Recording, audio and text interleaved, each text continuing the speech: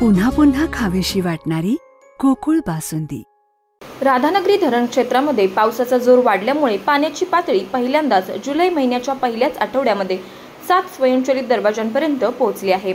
मंगळवारी पहाटे 6 वाजता मिळालेल्या माहितीनुसार राधानगरी धरण 80.38% भरले आहे। राधानगरी धरणामध्ये 6.72 TMC पाणीसाठा आहे।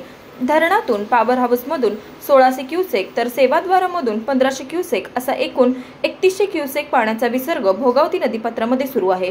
त्यामुळे भोगावती नदीपात्रातील पाणी पात्राबाहेर पडले आहे। RK न्यूज प्रतिनिधी राधानगरी। फ्रीजमधून श्रीखंड काढ ना। आम्ही पूर्वी घरीच बनवायचो श्रीखंड, त्याची चवच वेगळी होती। आता काय सगळं रेडीमेड। आजी, हे श्रीखंड खाऊन बघ। आज तुझ्या आईनं घरीच बनवलं की काय? हे आहे गोकुळचं श्रीखंड। अगदी जिभेवर रेंगाळणार। जिभेवरच नाही तर मनावरही रेंगाळणार। गोकुळ श्रीखंड, मनावर रेंगाळणार। ताज्या बातम्यांसाठी RK न्यूजच्या YouTube चॅनेलला सबस्क्राईब करा आणि बेल आयकॉन प्रेस करा।